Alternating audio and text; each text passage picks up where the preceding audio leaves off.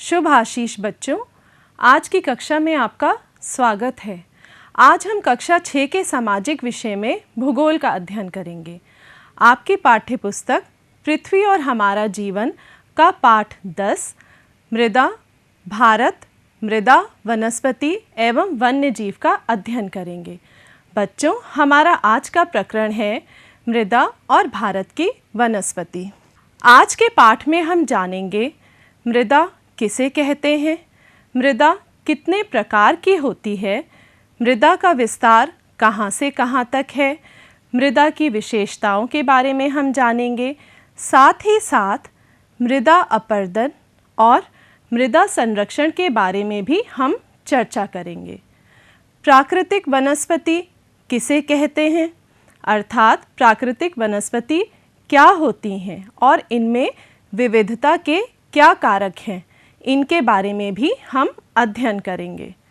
भारत में पाई जाने वाली विभिन्न प्रकार की वनस्पति के बारे में भी हम जानेंगे और वनों से जो लाभ हमें मिलता है उसके बारे में भी हम चर्चा करेंगे।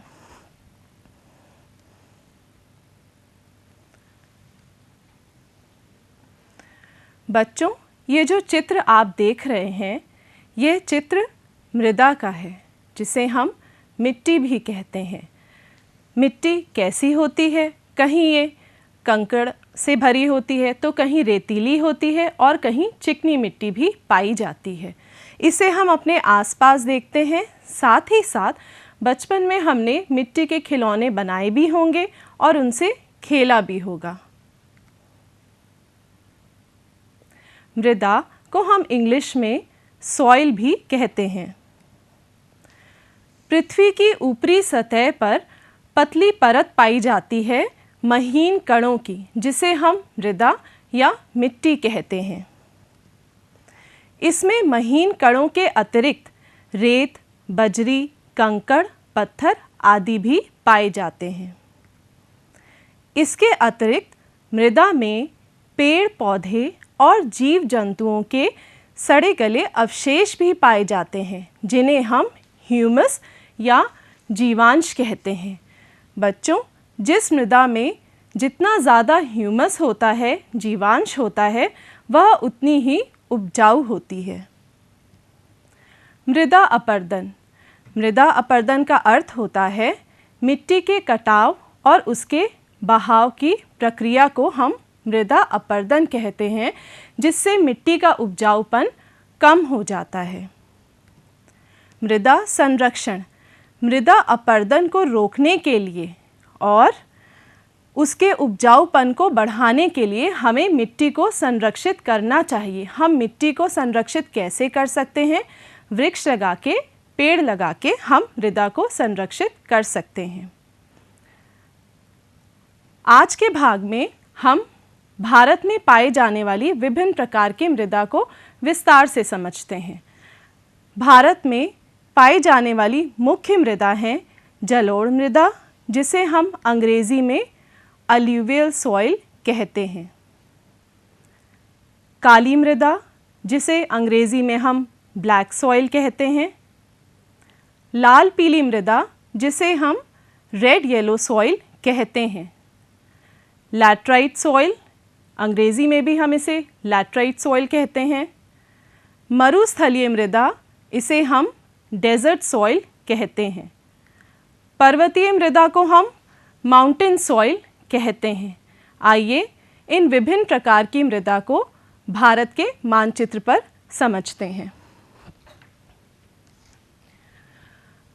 सबसे पहले बच्चों, आप देखिए, भारत के उत्तर में पर्वतीय मृदा पाई जाती है। हरे रंग से, गाढ़े हरे रंग से चिन्हित पर्वतीय मृदा है, जिसे हम माउंटेनियस सॉइल भी कहते हैं। ठीक इसके नीचे जलोढ़ मृदा है, जिसे इंग्लिश में हम अलूवियल सॉइल कहते हैं। ये भारत के उत्तरी विशाल मैदान में पाई जाती है। भारत के पश्चिम में शुष्क मृदा, मरुस्थलीय मृदा है, डेजर्ट सॉइल है। और छोटा नागपुर पठार, पश्चिमी घाट, यहाँ काली मृदा पाई जाती है। लाल मृदा आप देख रहे हैं बच्चों, ये कहाँ पाई जाती है? ये दक्षिण के पठारी भाग के कुछ हिस्सों में, कुछ भागों में पाई जाती है। लैटराइट सॉइल आप देख रहे हैं भारत के इस तरफ और उत्तर पूर्वी भागों में पाई जाती है। एक बार फिर से भारत में पाई जाने वाली मिट्टियों को दोहरा लेते हैं। कौन कौन सी मृदा पाई जाती है? जलोढ़ मृदा पाई जाती है, काली मिट्टी पाई जाती है, लाल पीली मृदा, लैटराइट सॉइल, मरुस्थलीय या शुष्क मृदा और पर्वतीय या माउंटेनियस सॉइल भी पाई जाती है। इन मिट्टियों को, इन मृदा को हम विस्तार से जानते हैं। जलोढ़ मृदा, यह सबसे उपजाऊ मिट्टी है और नदियों के द्वारा लाए गए मलबे से यह निर्मित है। भारत का उत्तरी विशाल मैदान सिंधु, गंगा और ब्रह्मपुत्र और इसकी सहायक नदियों द्वारा लाए गए मिट्टी अर्थात मलबे से यह बना हुआ है, जबकि प्रायद्वीपीय भारत में महानदी, गोदावरी, कृष्णा और कावेरी नदियों के डेल्टाई भागों में इसका जमाव है। मुख्य फसलें जो जलोढ़ मृदा में उगती हैं वे हैं गेहूँ, चावल, गन्ना आदि। काली मृदा, ब्लैक सॉइल, यह मृदा भारत के ऐसे भूभाग में पाई जाती है जहां प्राचीन समय में लावा का जमाव हुआ था। लावा की चट्टानों के टूटने फूटने से ही इस मृदा का निर्माण हुआ है। इसे हम कपासी या रेगूर मिट्टी भी कहते हैं। इस मिट्टी का रंग काला होता है और इस मिट्टी में कपास की खेती की जाती है, अर्थात यह कपास की खेती के लिए उपयुक्त होती है। इसका विस्तार कहाँ कहाँ है? यह महाराष्ट्र, मध्य प्रदेश और गुजरात में पाई जाती है। जैसा कि आप चित्र में देख रहे हैं,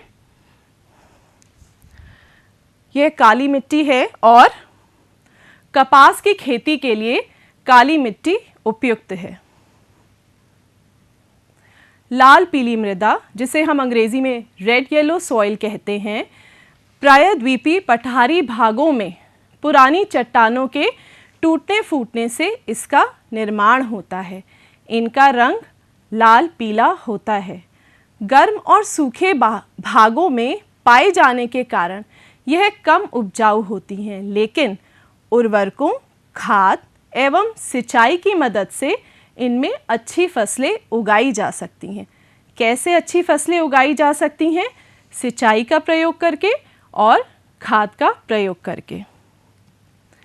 लैटराइट सॉइल, लैटराइट सॉइल गर्म और अधिक वर्षा वाले क्षेत्रों में पाई जाती है, क्योंकि इन क्षेत्रों में वर्षा अधिक होती है, जिस कारण मिट्टी के पोषक तत्व रिस कर धीरे धीरे नीचे चले जाते हैं और पोषक तत्वों के अभाव में यह मिट्टी कम उपजाऊ हो जाती है। लैटराइट सॉइल का विस्तार कहाँ पे है?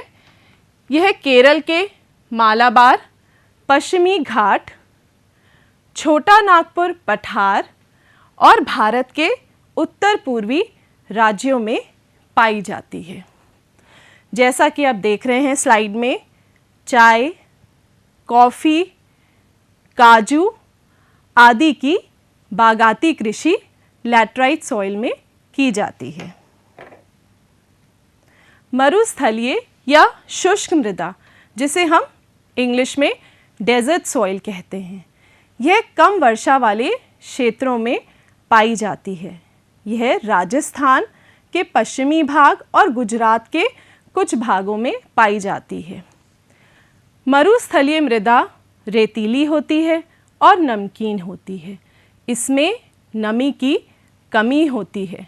जैसा कि आप चित्र में भी देख सकते हैं बच्चों, ये रेतीली मिट्टी है और इसमें नमी बहुत कम होती है। इस मिट्टी को सिंचाई करके कृषि योग्य बनाया जा सकता है, अर्थात अगर हम सिंचाई का प्रयोग करते हैं तो यहाँ भी फसल उगाई जा सकती है। जैसे इंदिरा गांधी नहर परियोजना के अंतर्गत पश्चिमी राजस्थान में गेहूं का उत्पादन किया जाता है।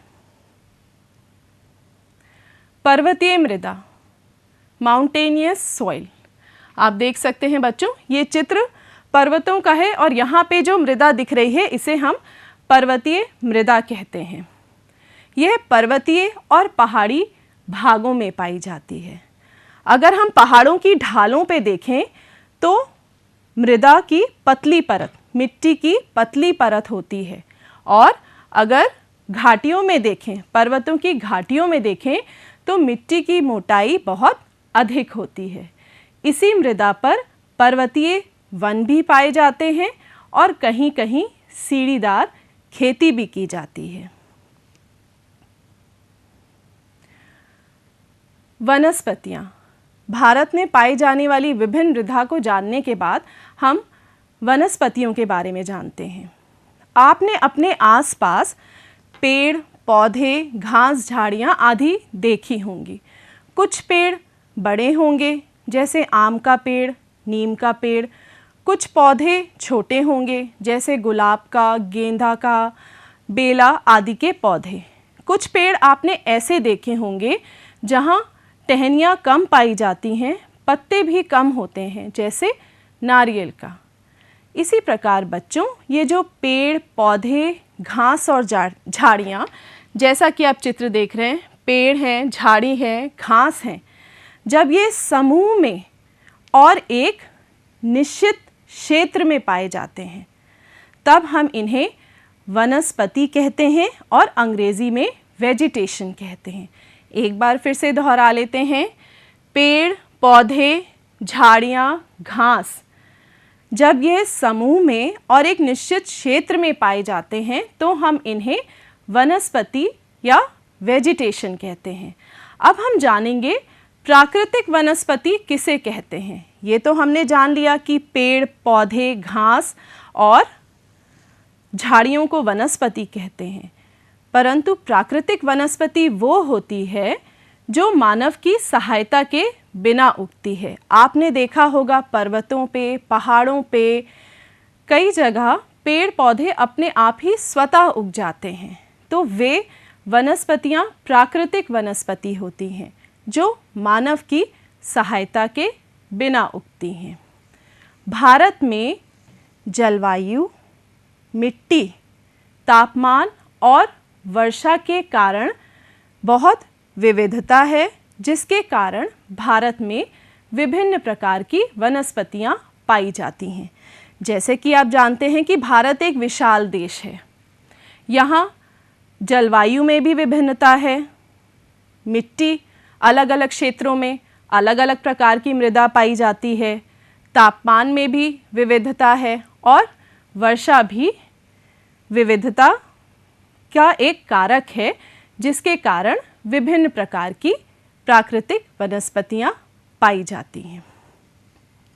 भारत में पाई जाने वाली विभिन्न प्राकृतिक वनस्पतियों के बारे में अब हम विस्तार से अध्ययन करेंगे। भारत में मुख्यतः जो प्राकृतिक वनस्पतियाँ पाई जाती हैं वे हैं उष्णकटिबंधीय वर्षा वन, जिन्हें हम अंग्रेजी में ट्रॉपिकल रेन फॉरेस्ट कहते हैं। उष्णकटिबंधीय पतझड़ वन, जिन्हें हम ट्रॉपिकल डेसिडियस फॉरेस्ट कहते हैं। उष्णकटिबंधीय मरुस्थलीय झाड़ियाँ, जिन्हें अंग्रेजी में हम ट्रॉपिकल डेजर्ट श्रब्स कहते हैं। पर्वतीय वन, माउंटेन फॉरेस्ट। ज्वारीय या दलदली वन, जिन्हें हम टाइडल और मैंग्रोव फॉरेस्ट कहते हैं। बच्चों, एक बार फिर से दोहरा लेते हैं। भारत में मुख्यतः 5 प्रकार की प्राकृतिक वनस्पतियाँ पाई जाती हैं। उष्णकटिबंधीय वर्षा वन, उष्णकटिबंधीय पतझड़ वन, उष्णकटिबंधीय मरुस्थलीय झाड़ियाँ, पर्वतीय वन और ज्वारीय या दलदली वन। भारत के मानचित्र के द्वारा हम इन वनस्पतियों के विस्तार को समझते हैं। जैसा कि आप भारत का मानचित्र देख रहे हैं बच्चों, गाढ़े हरे रंग से चिन्हित है उष्ण कटिबंधीय वर्षा वन। तो भारत के मानचित्र में आपको कहाँ पे गाढ़ा हरा रंग दिख रहा है? आप देख सकते हैं भारत के पश्चिमी तटीय भाग पे और भारत के उत्तर पूर्वीय भाग पे। भारत के पश्चिमी घाट और भारत के उत्तर पूर्वी भाग में उष्ण कटिबंधीय वर्षा वनों का विस्तार है। उष्ण कटिबंधीय पतझड़ वन, भारत का ये भाग जो आप देख रहे हैं जिसमें उत्तर प्रदेश, मध्य प्रदेश, बिहार, झारखंड, छत्तीसगढ़ आदि आते हैं, इसमें उष्ण कटिबंधीय पतझड़ वन पाए जाते हैं।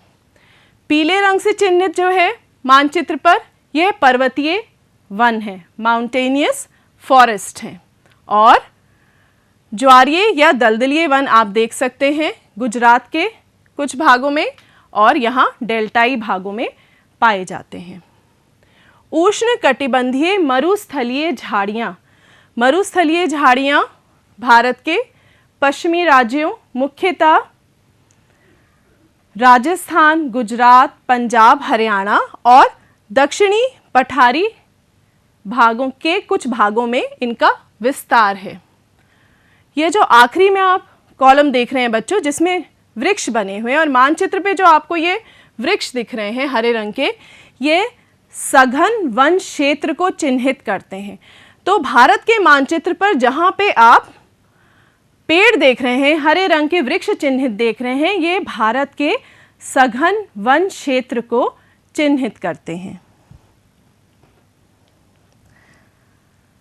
उष्ण कटिबंधीय वर्षा वन, जिन्हें हम ट्रॉपिकल रेन फॉरेस्ट भी कहते हैं अंग्रेजी में, यह वन 200 सेंटीमीटर से अधिक वर्षा वाले क्षेत्रों में पाए जाते हैं। अर्थात ये ऐसे क्षेत्रों में पाए जाते हैं जहां वर्षा 200 सेंटीमीटर से अधिक होती है।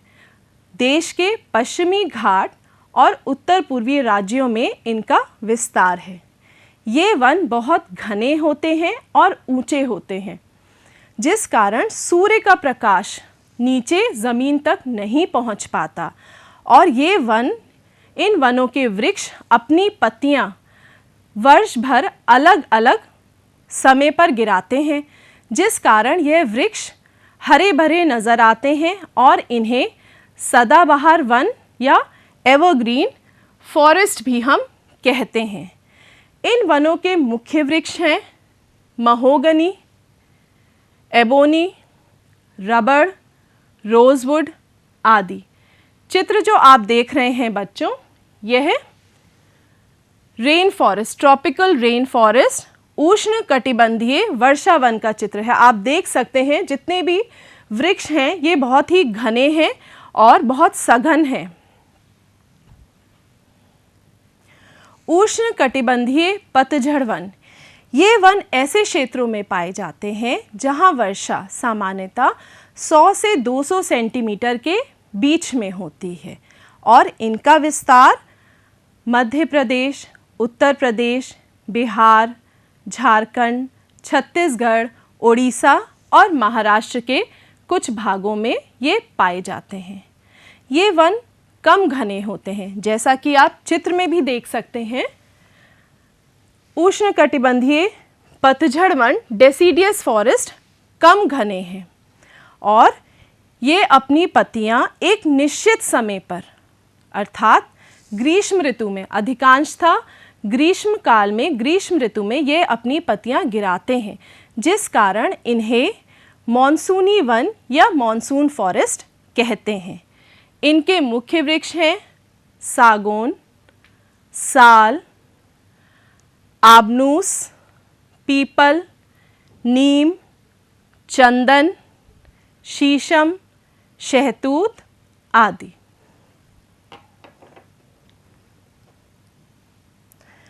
उष्ण कटिबंधीय मरुस्थलीय झाड़ियाँ, ये वन कम वर्षा वाले क्षेत्रों में, अर्थात जहाँ पर वर्षा 80 सेंटीमीटर से भी कम होती है, वहाँ पाए जाते हैं। इनका विस्तार राजस्थान, गुजरात, पंजाब, हरियाणा तथा दक्षिण पठार के कुछ भागों में है। मरुस्थलीय वनस्पतियों में झाड़ियों की प्रधानता है, जैसे कि आप चित्र में भी देख सकते हैं बच्चों। मरुस्थलीय वनस्पति में झाड़ियाँ मुख्य रूप से पाई जाती हैं। क्यों? क्योंकि पानी की कमी होने के कारण इनकी पत्तियाँ कटीली होती हैं और गूदेदार होती हैं। प्रमुख वनस्पतियाँ यहाँ की हैं कीकर, खेर, बबूल, खजूर, कैक्टस आदि। आप देख सकते हैं चित्र में मरुस्थलीय वनों की वनस्पति कैसी होती है, कटीली पत्तियां होती हैं, कटीली झाड़ियां यहाँ मुख्यतः पाई जाती हैं। पर्वतीय वन, ये वन पर्वतीय क्षेत्रों में पाए जाते हैं। यहाँ उष्ण कटिबंधीय पतझड़ वनों से लेकर उपोष्ण कटिबंधीय सदाबहार शंक्वाकार पर्वतीय वन मिलते हैं। पर्वतीय वनों पर बच्चों पर्वतों की ऊंचाई का भी प्रभाव पड़ता है, जैसे कि समुद्र तल से 1500 से 2500 मीटर की ऊंचाई के बीच पेड़ों का आकार शंक्वाकार हो जाता है, जिस कारण इन्हें शंकुधारी वृक्ष कहते हैं। जैसा कि आप चित्र में भी देख सकते हैं बच्चों, ये जो वृक्ष दिख रहे हैं ये शंक्वाकार हैं और इन्हें शंकुधारी वृक्ष भी कहा जाता है। मुख्य वृक्ष हैं पर्वतीय वन के चीड़, पाइन, चेस्टनट, ओक, देवदार तथा मैग्नोलिया हैं। यहाँ के ये मुख्य वृक्ष हैं। ज्वारीय या दलदली वन, ज्वारीय या दलदली वन जिसे हम मैंग्रोव फॉरेस्ट भी कहते हैं, ये डेल्टा क्षेत्रों में, डेल्टा प्रदेशों में तथा समुद्र के ज्वार वाले भागों में पाए जाते हैं। मुख्यतः ये पश्चिम बंगाल और अंडमान और निकोबार द्वीप समूह में पाए जाते हैं। इनका सबसे महत्वपूर्ण क्षेत्र गंगा नदी का डेल्टा क्षेत्र है, जहाँ पर सुंदरी वृक्ष पाए जाते हैं और इन वृक्षों की वजह से इन वनों को सुंदर वन कहा जाता है। जैसा कि आप चित्र में भी देख रहे हैं बच्चों, ये ज्वारीय या दलदली वन हैं। इन्हें हम मैंग्रोव वन या मैंग्रोव फॉरेस्ट भी कहते हैं। क्या कहते हैं इन्हें हम? मैंग्रोव वन या मैंग्रोव फॉरेस्ट भी कहते हैं।